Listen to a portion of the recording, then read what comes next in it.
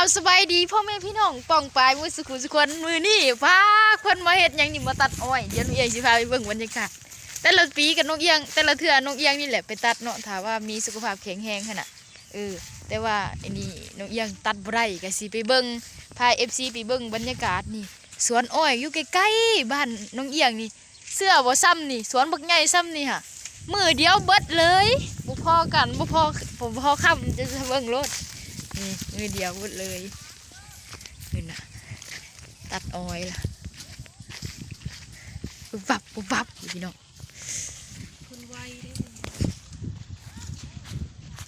มาเบิดบ้านเลยเบิดบ้านเรางามต้นผึ่งถ้าตัดอ้อยเก่งยกให้บ้านต้นผึ่งเลยเรื่องตัดอ้อยเก่งไว้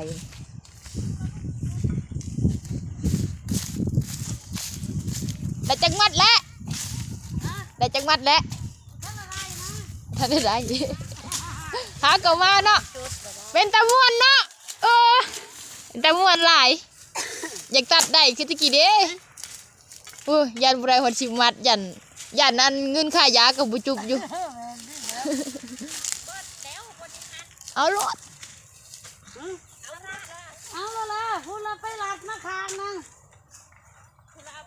โอ้สีเหลวแล้วพี่น้องสีเหลวแล้วหลัดรถไอ้ผู้ต้องทางดอกหลัดรถนั่งว้าวรถบุหรี่ช้างเลยเห็นไหมข้าข้องแม่มึงก็เปิดแม่เลยลำหน่อยพอดีเนาะไปเต้นละเทื่อได้ลายบ่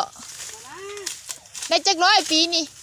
พอท่านละไปอยู่ยังบ่ทันได้ไปข่าวโรงงานนี่ยังหากระครั้งแรกนี่เนาะอัดคลิปไปลง YouTube ก่อน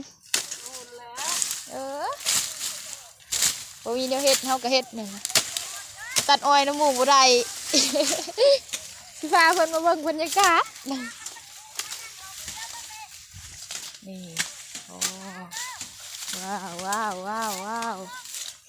เมื่อก่อนน้องเอียงก็ไปตัดแบบนี้ตลอดนั่นแหละพี่น้องแต่ว่ามือนี่บ่ได้ตัดมือนี่ได้มาเบิ่งหั่นน่ะ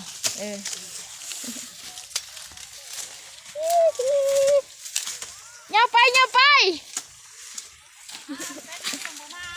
เฮ้ยโหบักกี่น้อยนี่มันกะ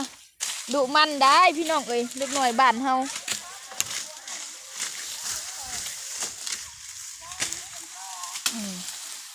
เด็กๆน้อยๆกระตาดพี่น้องเห็นบอกมาหาเงินน้ำพ่อน้ำแม่แบบนี้ล่ะน้องเอียงก็ยี่ก็ได้หาเงินไปโรงเรียนโอ้ไวเถอะวะได้มัดนึงล่ะ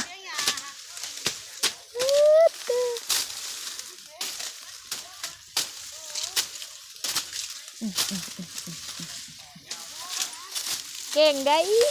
หน่อยเก่งได้